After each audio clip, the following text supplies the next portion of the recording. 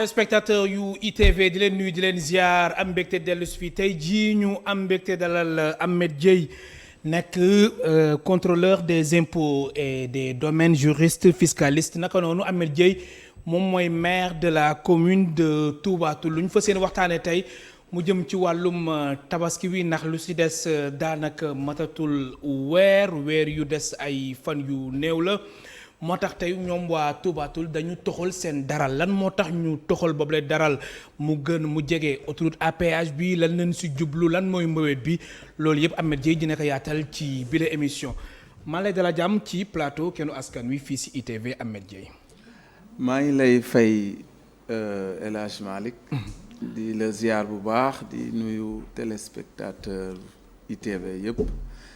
di ziar bu baax a baax askanu Touba Toul di leen nuyu di nuyu suñu kilifa yi waaye di nuyu tam suñu sëriñ suñu wasila sëriñ Alaaji Mbàkke di nuyu waa Touba Toul yépp di leen ziar di beral nuyoo nag tey la diaspora Touba Touloise ñoom ñëpp maa ngi leen di nuyu ñoom Grand Mbaye Jaxaaw Moustapha Ndiaye Ibra tout le monde ñu ngi leen di nuyu ñoom ñëpp di leen ziar di am mbégte ñëwaat fii tey. jërëjëf. alors Ahmed Dieye gis nañ comme ni ñu ko waxee léegi yéen waa Touba Toul da ngeen délocaliser daral bi gis nañ daral Touba Toul gis nañ point de convergence la ku ni tabaski xam ni foofu ñu fay ñëw dafa bëri moo tax week-end bi da ngeen jël ay dispositions yow bañ la falee maire ba tey nga jël ay initiative bokk na si mooy toxal daral bi. d'abord ki nga xamante ni mooy Ahmed Dieye lan mooy solo li nga xamante ni mooy tax ngeen délocaliser daral bu Touba Toul. jërëjëf El Hadj Malick damay foofu danga may tuuti rek ma def benn rappel. oui ndax lii dafa bokk ci poñ yi nga xam ne dañ ko tëraloon ci suñu programme de campagne. électorale ca jamonoy élection locale yi. yàlla dogal ñu gagné donc dañuy dérouler loolu. dañu amoon ñaari projet yoo xam ne dafay di ay projet de délocalisation benn bi concerné daral bu Touba Toul bi ci des concerné gare routière bu Touba Toul te ñoom ñaar ñëpp daanaka site bi ñu nekk presque même site la distance bi il y a la gendarmerie moo nekk seen diggante ak l'université virtuelle yàlla dafa def Touba Toul tey dafa autoroute à Touba Ila Touba bi autoroute à péage bi dafa redistribuer carte gi joxaat Touba Toul valeur beneen xarkanam beneen mello beneen dayo bu fekkente ne nag ñun dañu am tuuti vision loolu war nañ ko mën a exploiter mu mën a sax tax ba Touba Toul jaare ci développer loolu nag moom lañ tàmbali moo tax bi ñu toogee ñu ne bu tabaski bi gënee jege. danañu fexe ba délocaliser daral bi ci daral bi la ñuy njëkkee gare routière bi c'est toujours en construction pareegul waaye comme daral bi pare na te tabaski weer moo ci des. parce que ñun tamit dañu war a jàpp ci politique yi tax xar mën a am ci tabaski. waaye tam mën a yomb pour que sénégalais yi yépp ñi nga xam ne ay jullit lañ. te obligation boobu nekk seen kaw maanaam war a am tabaski ñu fexe ba ñëpp am xar loolu moo tax ñu décider ñu ne daralu Touba Toul bokk na ci daral yi gën a mag ci Sénégal. loolu moom yàlla dogal na ko ñu ne nag ñun dañu bëgg ñuy wax ne daralu Touba Toul mooy bi gën a mag ci Sénégal. loolu lañ bëgg mais fi mu nekkoon ci biir dëkk bi la nekkoon au centre ville xat. ba pare nekk fa en même temps. ak nag yi fas yi mbaam yi bëy yi mbir mi daal dafa jaxasoo woon yëpp waaw ba boo koy seet ci assiette bi mu nekkoon boo ko doon natt tey assiette fiscale bi nga bëgg wax assiette foncière bi mu nekkoon boo ko doon natt day nekk 1 hectare moo tax ñu ne dañuy ñëw wut benn 2 hectares def ko à côté de la sortie de l'autoroute à péage teg ko foofu tàmbali ko samedi bi passé la yàlla dogal ñu tàmbali ko li ko sabab nag lenn rek la développement daral bi développement Touba Toul waaye tamit jàpp ci fexe ba sénégalais yi nga xam ne tabaski da leen a war yépp ñu am seen xar ci ni mu génnee rafete te ni mu génnee yomb. Très bien. daral bi bu fekkee da nga jóge Touba. xam nga il faut rappeler que Touba Toul est à 35 minutes de Touba.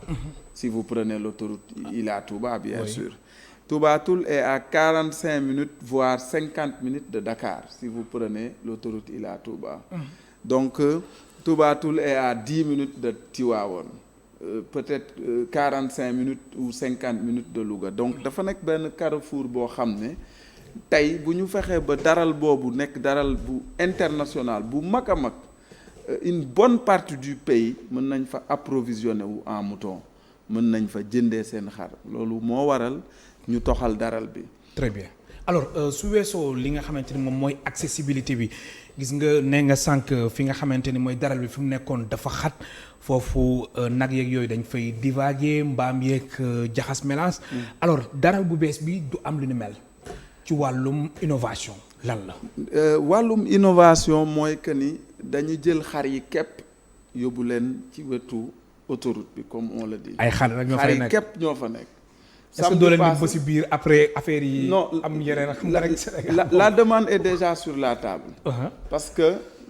ñi nga xam ne ñooy yore nag yi ak yeneen façon espèces yi jaar nañu fa espèce animale jaar nañu fa wax ñu nañu ñun kat bu ñu sañoon ñun tamit suñu daral bi génn fii nit ñi di ko mën a gis parce que tamit kuy jaay daa bëgg a gis kuy jënd. te ñi nga xam ne dañuy jaar autoroute bi mënuloo toog 1 minute bu oto rombul te oto boobu ay nit ñoo ciy nekk. ku gis nen na ngi da ngay gis xar yi nga laajte lii lan la. am na ñu bëri ñoo xam ne samedi bi ñuy romb ci autoroute bi il n'avait pas décidé de passer par Touba Toul mais dañu seen xar yi ñu ne nañu wàcc. parce que benn sortie la boo xam ne avant Bambey benn sortie boobu rek moo nekk entre Thiès et Bambey muy Touba Toul donc. ñooñu ne serait-ce que pour la curiosité dañ fa jaar donc loolu moo tax ñële jàpp ne ñoom tam war nañ ñëw. mais pour le moment loolu c'est pas encore à l'ordre du jour. Oui. En tout cas on a prévu une bonne assiette foncière foofu noonu pour que ëllëg ak si biir même bu ñu demee ba yeneen races yi war a ñëw yeneen espèces yi muy fas yeeg nag yeeg yooyu que du nekk ci même site bi nga xam ne ak fi nga xamante ne foofu la xar yi nekk. waaw xar yi moom dañ ko bëgg a aménager de sorte que. Vraiment mu nekk benn carrefour du mouton. nekk la foire permanente internationale du mouton. Très bien alors est-ce que su ma la comprendre bu baax est-ce que da nga bëgg wax ni Ahmed Dieye que ni ren ñi nga xamante ni dañ amoon yéene di dem Touba Toul ngir jënd fa xar ak li ngeen toxal daral bi daf leen di gën a sawarloo. mais ak accessibilité bi ak fu mu nekkee ak anam bi nga xamante ni daral bu bees bi noonu la mel. mais bien sûr ndax pour le premier samedi xam nga tout début est difficile loolu la ñuy wax mais très sincèrement délocalisation bi début bi ñun sax dafa kawe suñu njort parce que maa ngi lay wax ne la ancien daral ba toute composante confondue xar bay nag tout matul en tout cas ci ay 1 hectare la waroon toll ñu commencé par 2 hectares pour xar yi képp mu fees dell ba amatuloo sax place boo def dara fees dell au moment où je vous parle ñu ngi yokkaat nañ beneen hectare c'est en cours de construction pour que balay samedi ñu am 3 hectares yoo xam ne vraiment bu mënul jël lépp tamit dina jël une très bonne partie yokkaat nañ ci fii may waxe ak yow nii yokkaat nañ ci beneen hectare alors approvisionnement en mouton bi nga xamante ni ñu ngi koy waxte mise l'élevage et les productions animales Ali Saleh Diop wax na ko fan yi di dalal xelu askan bi kon Touba Toul mën nañu wax ni foofu xar du fa manqué. jàpp naa ko ndax yàlla dimbali nañu ba man mi di wax ak yow sax sama gétt lu mu gàtt-gàtt am naa fa juróom ba fukki xar te jeune Touba Toul bu nekk noonu nga ko amee donc dafa am benn tabaski ma toog ak sama benn copain ñu xaw a yéex a jënd xar ñu dem ci daral bi wër amul année boobu pénurie am ma ne ko ñun ñàkk fu la mu ngi ñu bëgg a dab parce que mënoo dëkk Touba Toul saay boo waxee Touba Toul ñu ne ana xar yi yow nga ñàkk nga am problème mu xar warul mën a nekk loolu moo tax ba léegi jeunesse bi sincèrement ñoom ñëpp da ngay def opération. exactement oui y compris les fonctionnaires de la commune. loo doon fonctionnaire loo doon autorité wala kilifa am nga sa ñaar ñetti xar yoo xam ne da nga koy teg de côté pour que tabaski bu ñëwee parce que loolu tamit daa bokk ci marque de fabrique bu commune bi. muy njaayum xar ak suñu marché hebdomadaire nga xam ne ay kilifa maam Cheikh Anta kilifa yu baax yi dañ ci ñaan Serigne Touba jaar fa julli fa. donc mu nekk dëkk bu mag a mag donc loolu dafa nekk taaru dëkk bi moo tax lu koy ñoŋal rek ñun ci la ñuy dox suba ak ngoon te li ñu bëgg mooy. dem ba Touba Toul nekk. le premier daral le premier foirail à bétail. du Sénégal d'ailleurs foofu sax ñu ngi profito pour wax ci ne incha allah rabbi le ministre nous a promis que dina fa jaar ren. le ministre de l'élevage parce que gëj na fa. le ministre de l'élevage bi fa mujjee su ma juumulee Aminata Mbengue Ndiaye la. loolu yàgg na de. xaw na yàgg donc ren Ali Saleh ñu ngi koy nuyu au passage wax na ne dina fa jaar. pour xool ci daral bu Touba Toul. Très bien. Et ils nous ont également promis de construire le daral. Année prochaine inchallah rabbi. Ahmed Dieye nekk maire de la commune de Touba Toul, contrôleur des impôts et des domaines, juriste fiscaliste mooy tey suñu gan ci émission Kennu Askan Wi fii ci ITV. alors ku ni daral sa xel dem ci kaaraange ku ni daral wax kaaraange ku ni daral wax courant wax ndox alors est-ce que ci préalable jamono ji loolu yëpp yem na ci wàllum kaaraange gi nga xamante ni mooy jur yu fay nekk ndax des fois nga gis ñi nga xamante ni seen jur yi dañ koy sàcc ak maanaam kaaraange daal dafa war a nekk 100% mu matale fa ndax yéen añ koy bàyyi xel wala loolu féete na boor ak waa gendarmerie nationale. waaw loolu moom je crois que am na mesure yu am solo yuñ ci jël. en collaboration avec le commandant de brigade. monsieur Diop ñu ngi koy nuyu H24 lay doon. waaw H24 dana am ay éléments yu mu mettre à la disposition du daral. ñu fay yendu di fa fanaan di leen gardel seen bétail. parce que vol de bétail bi c'est une problématique boo xam ne de jour en jour ñu ngi koy jooy. En attendant la construction de la brigade de Touba Toul ñu ci tàllalaat loxo autorités yi bu baax. le commandant a pris des mesures yoo xam ne yu am solo waaye itam mairie bi bàyyiwul parce que mairie bi recruter na ay gardiens. yoo xam ne dañuy accompagner parce que gardien dama jàpp ne bi ci gën mooy bi fa dëkk. parce que moo xam ruqu yeeg ruqaan yeeg yenn secret yi donc ñoom ñooy accompagner les gendarmes. di leen won vraiment di leen assister ci travail de surveillance boobu nga xam ne ñu ngi koy def boo jëlee ci wàllu commodité yi fa war a am. muy wàllu ndox yaakaar naa ni ndox ba moom au moment où je vous parle samedi passé amoon na 4 bornes fontaines yoo xam ne c'est pour abreuver le bétail. waaye bi ñu xoolee samedi ba càmbar ko dañu xam ne. façon bi ñuy roote dafa xaw a yéex ñu ne nañ tabax ay bassins au moment où je vous parle les bassins sont en cours de construction balay vendredi incha allah dina pare nga xam ne bu ñuy wogg jur gi da ngay ñëw rek tànk gaaw du tardé quoi dafay gaaw. kon bala vendredi dina pare. incha allah parce que li fay daje ci bétail dafa bari trop kenn mënu laa wax nu mu. mais est-ce que xayma ngeen ko. ñaata ñoo fay daje. ci wàllum bétail loolu aussi bokk na ci wàllum statistique. bokk na ci li gën a tax ñu délocaliser daral bi ndax dañu doon am problème mu xayma. te dafa jaxasoo woon te boo amee problème mu xayma dafa am ay conséquences yu mu lay jural ci wàllum subvention yi état di joxe ci wàllum aliment dana la indil aussi ay jafe-jafe ci wàllum taxe yi nga xam ne da nga koy collecter taxe municipale bi. ci vente bétail bi donc loolu en tout cas pour cette année moo tax ñu ne nañ toxal ce qui fait que danañu xam avec exactitude à partir de samedi prochain mën nañu xam avec exactitude ñaata mouton ñoo dugg ci daralu Touba Toul ñaata ñoo génnaat ak ñaata lañ fi jaay yooyu dafa am solo pour que chaque mois ñu nekk en mesure wax Sénégal ne leen daralu Touba Toul kat nangami xar jaay nañ ko fi daralu Touba Toul kat nangami xar ñëw nañ ci 4 samedi yi wala ci mois bi ñëw nañ foofu nga mën a am ay chiffres ak ay statistiques yu wóor moo tax bokkoon na ci raison bi gën a tax ñu délocaliser ci wàllum salubrité aussi dañu ngi ciy liggéey ak waa UCG pour que chaque week-end bu jàllee ñu jaar fa nettoyer defaraat ba mu baax. toilettes yi ak yooyu yëpp pare na. ndax daral yi vraiment nu muy bindoo nu mu tëddee. voilà mu ngoog je pense bien loolu am na ci solo. c'est important éclairage public bi aussi yàlla dimbali nañu ba jàppandi na depuis aljuma c'est bien éclairé sincèrement boo fa nekkee guddi dafay mel ni ci bëccëg nga nekk. kon côté matuwaay li mairie bi waroon def na ko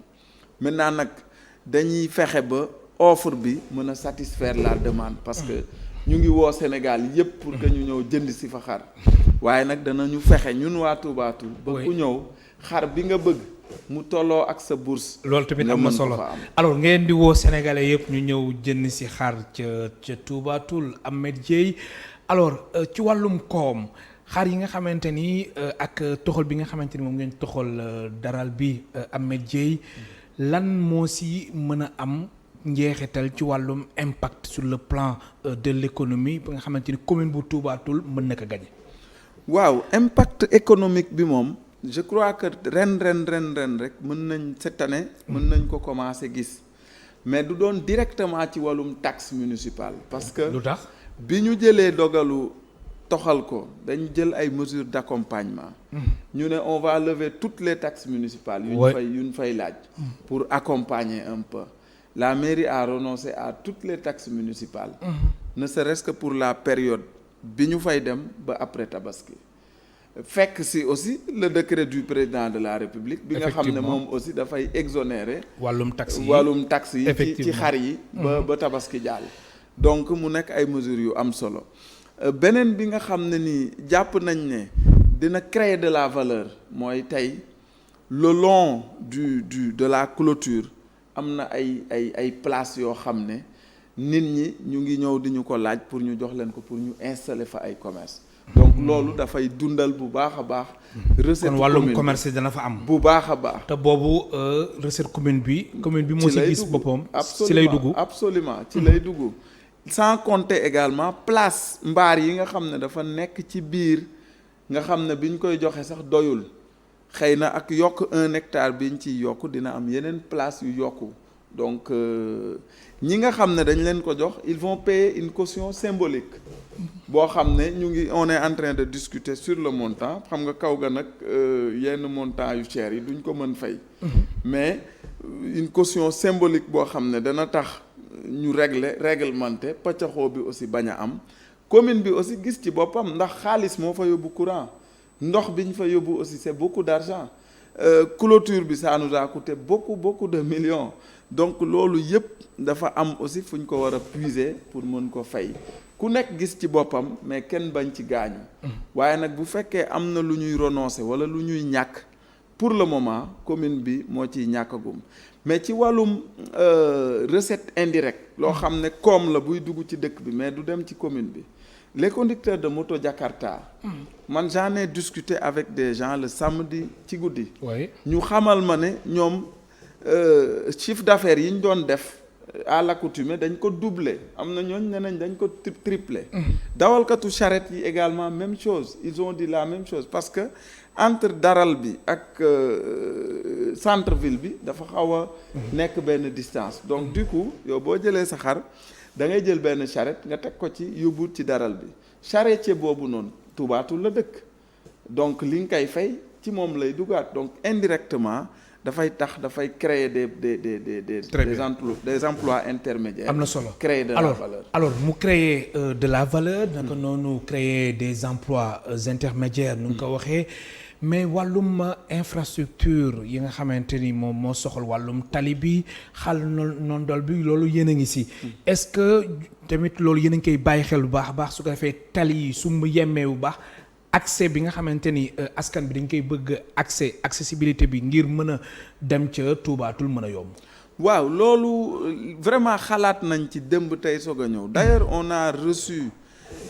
la visite du directeur régional de l'AGEROUTE Thiès. oui mu ñëwoon fa pour ñuy xool le plan de travail bi ñu fas yéene donc yoon bi nga xam ne mooy dem directement ci daral bu bees bi jaar ci ginnaaw gare routière bi dafa bokk ci yoon yi nga xam ne dañ ko war a defar cette année incha allah rabbi loolu dina tax dëkk bi gën a ubbeeku waaye dina gën a yombal accessibilité bi désengorger aussi tali principal bi nga xam ne ça donne accès au péage nga xam ne dinañ wàññi bu baax parce que xam nga fi mu nekk il y a la corniche de Tivaouane il y a la route de Khombole il y a la sortie et l'entrée de l'autoroute à péage donc fi mu nekk noonu dafa nekk au centre au centre des activités de circulation de la commune loolu fas nañu yéene aussi am na yoon bi nga xam ne moo traversé jóge ci dëkk bi dem ci kii bi ñun ñu liggéeyal ko suñu bopp fexe ne serait-ce que une route latérite commencé pour loolu parce que foofu quand même xaw na am suuf pour ñu gën a yombal condition d'accès yi. On a aménagé également au niveau de la devanture du Daral. Oui. benn parking boo xam ne ñi jóge Dakar dañuy ñëw wàcc péage bi gaare seen oto jënd seen xar wommat dugalaat seen oto jëlaat péage bi ñëw naka noonu ñi jóge Touba Saint-Louis Diourbel ak fépp donc vraiment léegi jënd Toubaatul xar gën na yomb gën na facile gën na accessible. mais nag mais beneen problème bi moom mooy njëgu xar yi. non loolu aussi beneen problème la Ahmed Dieye accès bi mën na yomb ku fa ñëw nga wàcc péage rek àgg foofu mais xar yi seeraay bi quand même loolu beneen cas la. non man am naa yàqin ne dara lu Sénégal yëpp dara lu tuubaatul moo ci gën a yomb xar. ah mais loolu moom loolu nga mën a wax rek yow da nga bëgg Sénégalais yëpp ñëw damaa juddu fekk ko fa te sëriñ bu màgg bi daf ci ñaan. moom Cheikh Anta ñaan ci aussi. Toubaatul ku fa jaay di nga jaral ku fa jënd di nga kontaan loolu la yàlla dogal. donc du damay def marketing bu ma ko defee aussi war ko def. waaye xam naa après vous me demandez la note de publicité. bien sûr oui c'est clair. mais daal li ma bëgg a wax foofu mooy que ni sincèrement pour dire vrai. man samedi j'ai fait le tour. oui ak j'ai reçu la visite des ministres d'État Augustin Tine ak le ministre Mor Ngom ak yooyu. ñu ñëwoon xool ci honorable député Abdou Mbow mais ils ont été séduits. et puis bi ñu ñëwee quand on a fait le tour xaw a laajte foofu xar yi mais gis naa fa quand même des prix ay xar yu baax yoo xam ne. à des prix abordables. sincèrement ay 100 000 francs 125 000 jëm kaw. ah mais moins de 100 000 nag amu fa. waaw peut-être que ñi ma laaj la. j'avoue que j'ai pas fait le tour du Daral. mais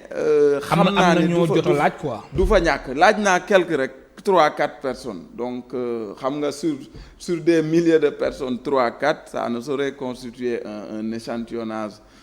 complet boo xam ne c'est crédible. Très bien Ahmed Dieye nekk contrôleur des impôts et des domaines juriste fiscaliste et maire de la commune de Toubatoul mooy tey suñu gan ci émission Kennu Askan Wi alors xar yi nga xamante ni dañuy nekk Toubatoul fan la ñuy jógee. waaw xar yi nag seen provenance fan la. bari na fu muy jóge am na yuy jóge Mauritanie. am na yuy jóge fu nekk Gambie. parce que le marché de Toubatoul il faut le rappeler c'est un marché international. Le marché hebdomadaire. Ouais. c'est après Diaoubé c'est Toubatoul. sans doute loolu moom wax nañ ko waxaat ko. donc c'est un marché très connu ñëppay ñëw te au moment où je vous parle on est en train de dérouler une politique marketing. boo xam ne dana gën a jaay marché bi pour que ñëpp di ñëw fu nekk sànq rek maa ngi seetaan benn vidéo bu benn chaîne YouTube réalisé woon ci marché bi di def benn micro trottoir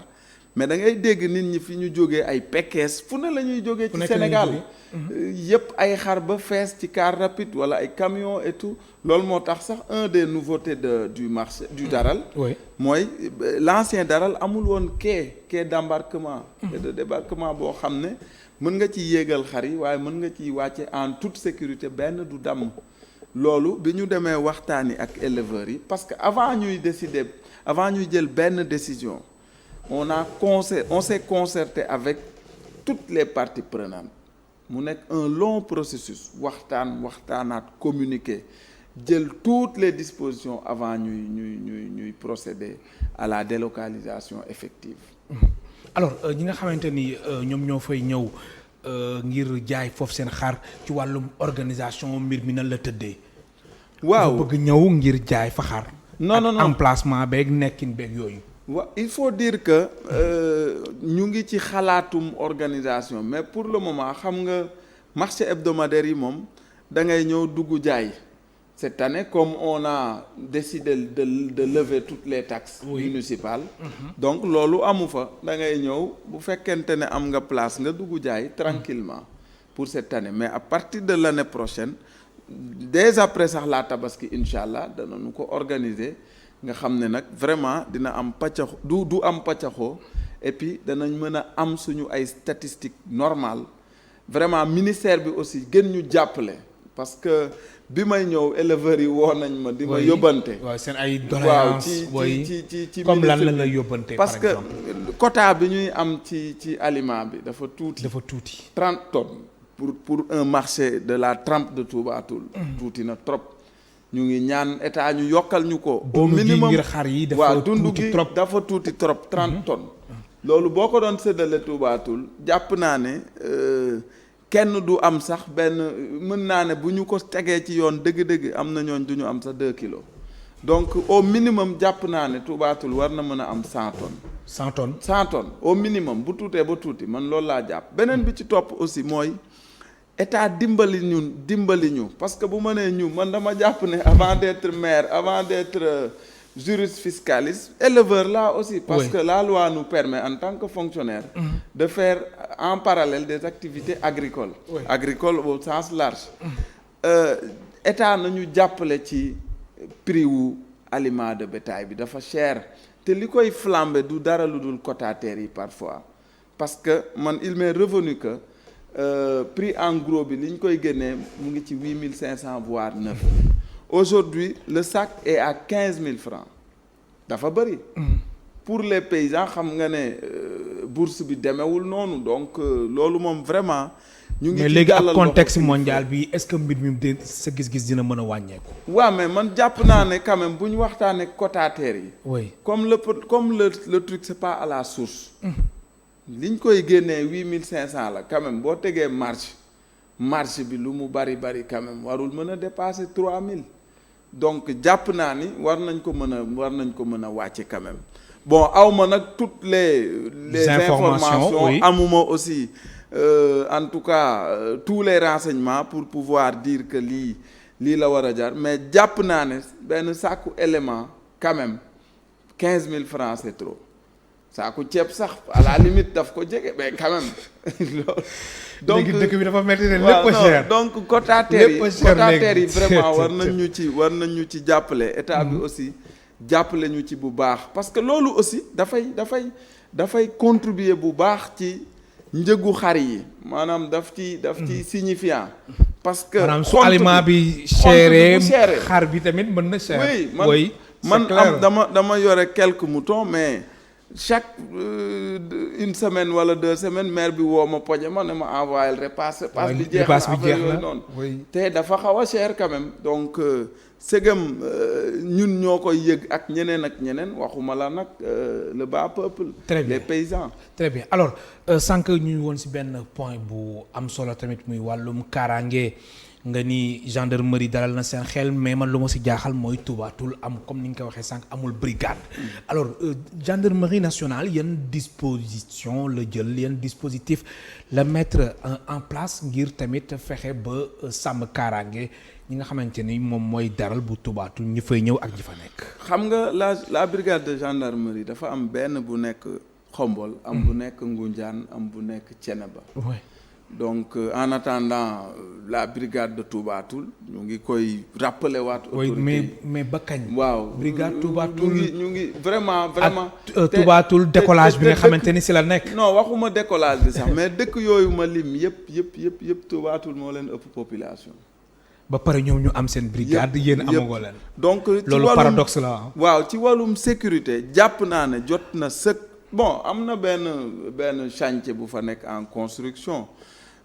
Qui est prédestiné à être une gendarmerie. Mais nag vraiment buñ ñu ci les autorités de la gendarmerie et les autorités étatiques buñ ci mënoon jàpp gën ko gaawal mu gaaw parce que c'est une urgence aujourd'hui vu la taille de la commune vu la taille du marché hebdomadaire vu également en tout cas Touba Toul fi mu toll ci dayo tey jàpp naa ne jot na sëkk pour ñu am ko samedi passé ñu ngi génn ci benn événement culturel bu mag boo xam ne au niveau de la région de Thiès mën naa ne c'est le plus grand événement culturel mooy le fil de Touba Toul nga xam ne dafay dajale au minimum 10 000 personnes ci benn place ñu nekk foofu di tëgg di fecc di woy di fàttaliku cosaan de 17h à 22h on avait d'énormes problèmes à sécuriser nuy tëtee ci wàllum kaaraange nuy tëtee li ci commandant Diop def ci appui ak le commandant de légion maa ngi leen di remercier au passage avec les éléments yi ñu joxoon mais taxul sax mu doy donc jàpp naa ni daal il nous faut une brigade à Touba Toul et dans les meilleurs délais. Très bien alors da ngeen soxla brigade dans les meilleurs délais ca Touba Toul alors beneen équation bi nga xamante ni moom moo fi taxaw mooy wàllum vol de bétail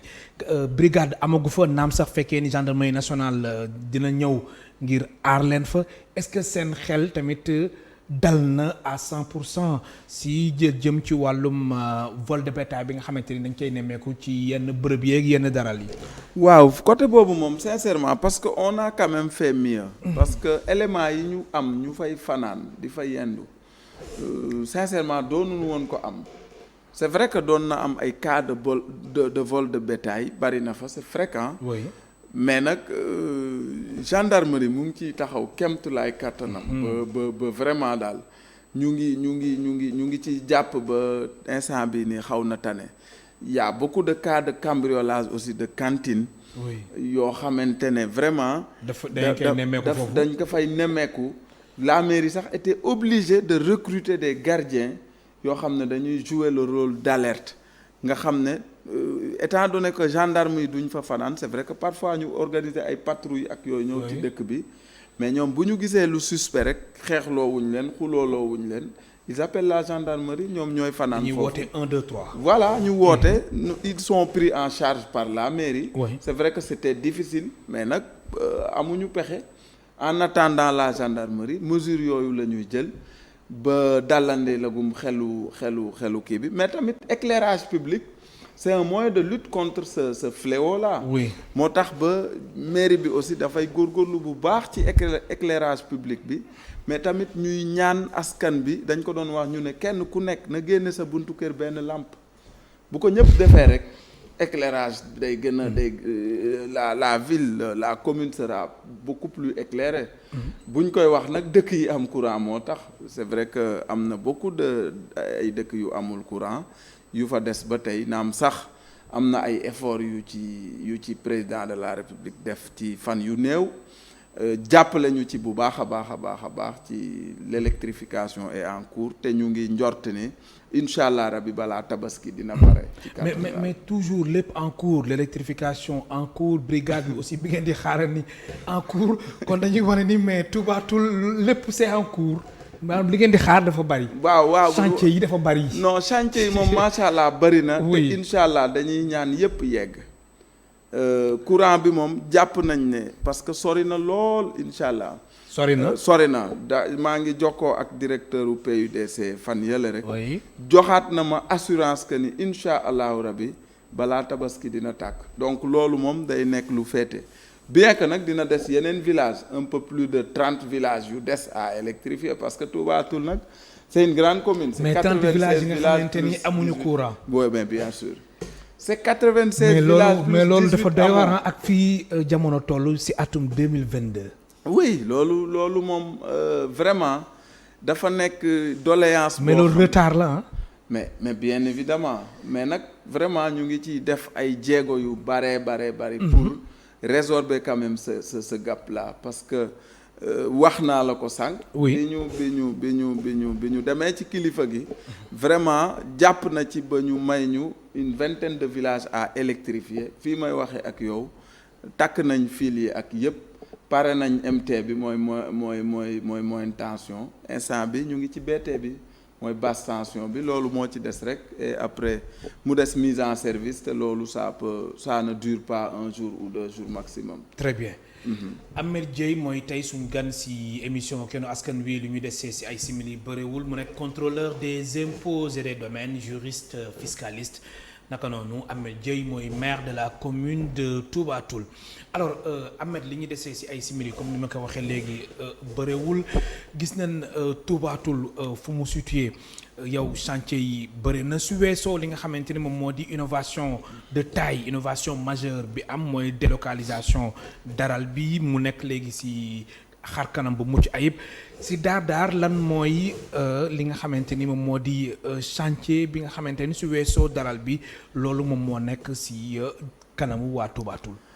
waaw am nañu ñetti action phare yoo xam ne mu ngi suñu kanam bi ci jiitu mooy délocalisation gare routière bi wax naa la sànq ne la délocaliser waaw moom tam à côté du foirail parce que ñoom ñaar ñoo ànd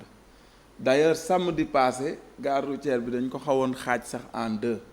oto yi di yebbe ci ancienne gare bi yeneen yi di yebbe ci côté daral bi site bi nga xam ne c'est en cours de construction te dina pare incha allah du yàgg dara beneen bi ci topp mooy la construction de l'esplanade de Touba Toul mooy en face de la mairie ñu bëgg fa def benn esplanade bu mucc ay ak ay espace vert ak yëpp ñu mën fay recueillir di mën di noppalu di fa mën di gone yi jeunesse beeg yooyu mën fay épanouir espace d'épanouissement la donc boobu c'est sur financement du PNDL on a reçu le financement on attend de développement local voilà ñu ngi sant bu baax son directeur au passage on attend juste les quelques derniers réglages de l'ARD agence régionale de développement pour démarrer le chantier les déguerpissements ont été déjà faits ñi fa nekkoon yëpp dem nañ déplacer nañ leen donc bu chantier boobu pare ñu ngi également ci réhabilitation marché légumes bu Touba Toul avec l'AGETIP nga xam ne ñëw nañ fa ba def études yi ak yëpp incha allah danañu ko bu études yi ak yëpp pare rek danañ ko tàmbali bi ci mujje mooy la réhabilitation du stade municipal de Touba Toul nga xam ne benn entreprise privée moo ñu ci bëgg a gunge jàppale ñu defaral ñu ko bëgguma tudd mais Touba Toul def mel na lépp la ñu war defaraat lépp bizarrement waaw mais bon xam nga doy na waar quand même loolu moo ma si jaaxal man doy na waar mais bon xam nga dëkk aussi dafay tollu foo xam ne dafay soxla ay politique de développement oui moo tax la nouvelle équipe municipale bi ñu ñëwee c'est vrai que les ambitions sont à la limite très grandes mais bon on a quand même je pense qu'on a quand même la politique de nos ambitions les moyens de nos ambitions donc alors justement mais ci wàllum moyen ak wàllum budget est-ce que li ngeen doon xaara ni loolu yëpp ak si nga xamante ni moom mooy seen mbëbët di nga ko mën a def bon ndax budget bi rappelé ma ko ñaata la le dernier budget recouvré c'était 367 millions loolu bëriwul de non bëriwul mais xam nga mairie aussi mënuñ ko doxal ci budget kese c'est pas foog nga am ay partenaires faw nga am ay partenaires mënoo ko doxal ci budget kese donc lu ci bëri lu ñuy def partenariat lañ koy defee moo tax ñu sañ a lancer yenn projet yi dem ci ak fit dem ci également ak yaakaar ni yàlla mën nañu dimbali ba mu sotti. alors damay jeexale benn aspect booy wàllum ndox bi mi nga xamante ni moom mooy soxal daral bi éleveurs yi c'est vrai sànq daral nga seen xel mais est-ce que duñ dem ba ci biir ndox manqué waat si nga xamante ni moom moo di si daral bu Touba Toul. waaw pour éviter loolu parce que xam nga Touba Toul dafa am problème mu ndox loolu aussi il faut le dire xam naa di nga ne problème yi bëri na. kon problème yi bëri na mooy lu ma Touba Toul centre dafa am problème mu ndox balaa may ñëw rek sànq le président du comité de gestion des forages mu ngi may woo di ma xamal ni. Vraiment am nañ problème pour certains villages jusque-là ils n'arrivent pas à avoir accès à l'eau donc moo tax ba daral bi dañu fexe ba bi ñuy def branchement yi jëluñu ko ci forage bu Touba Toul dañ ko jël ci benn forage bu am doole bu nekk ci benn village bu ñuy wax Njéefuñ donc foofu lañ ko branché mu nekk forage bu am débit bu am doole donc gëmuma ne daal forage bu Njéefun dina am problème ba daral bi war a mën a am jafe-jafe ndox bi moom branché wuñ ko ci forage yi Touba Toul centre mais bu Njéefuñ lañ ko branché te am na doole ba nga xam ne boo ubbee robinet bi sax da ngay xam ne lii forage bu am doole la donc moo tax ñu branché ko foofu. très bien alors monsieur le maire lan ngay tëjee waxtaan bi simili yi jeex na. waa xanaa di la sant ci auteuru débat bi am na niveau macha allah. et puis sant yàlla. mais di nuyuwaat bu baax téléspectateur ITV di nuyu askanu Touba Toul yëpp di leen ziar di leen wax ne ñu ngi leen di tàllalaat loxo encore une fois ñu jàppale ñu parce que dañu am yéene liggéey dëkk bi dañu am yéene defar ko kuy defar nag parfois da ngay mel ni kuy yàq et on comprend parfois aussi yenn incompréhension yi ci yenn projet yi mooy waral yenn wax yi mais loolu mënul ñàkk l'essentiel mooy bu ñuy togg nit ñi mën nañ nekk naan du neex waaye bu ñu yekkee ba gaa yi yëpp lekk ku nekk ne gongo maa ngi sant ñëpp di gërëm ñëpp merci. mais espérons que ni seen problème yi balaa yàgg dina wàññeeku comme foofu chantier yi dafa bëri. comme tout partout waaw mais dina gën a wàññeeku quand même. balaa yàgg très bien balaa mandat bee jeex incha allah rabbi fas nañu yéene. oui dootuñu dégg ay problème nag xam nga du ñàkk. kenn ku nekk sa kër ga nga nekk sax dana am ay problème. oui maanaam yàlla mi nga xam ne moo am lépp mën lépp sax. du jox doomu aadama lépp donc des problèmes moom dans la vie du ñàkk. très bien jërëjëf maa lay gërëm baax di la sant. mu nekkoon Ahmed Dieye nekk contrôleur juriste fiscaliste contrôleur des impôts et des domaines naka noonu mu nekk maire de la commune de Touba Toul mu nekkoon tey suñu gan si émission kennu askan wi mbokk téléspectateurs yi amul seen fay ñu leen di gërëm baax di leen sant di leen fàttali ni entretien exclusif bi nga xamante ni. Mohamed Bazoum président bu Niger accordé na ko ak ay taskatu xibaar ñu nekk ci Afrique sowu jant bokk na si Mamadou Ibra Kane nga mën a suivre 20h30 fii si ITV incha allah naka noonu 18h30 si iRadio 20h30 fii si ITV canal plus 217 mbokk téléspectateurs yi amul seen fay ñu leen di gërëm bu baax di leen sant Ramatoulaye Sall Diop moo nekkoon ci réalisation bi ci son bi Iba Mar Sène ci caméra yi Angèle ak Cheikh Ahmed Tidiane Diouf jaa ngeen jëf.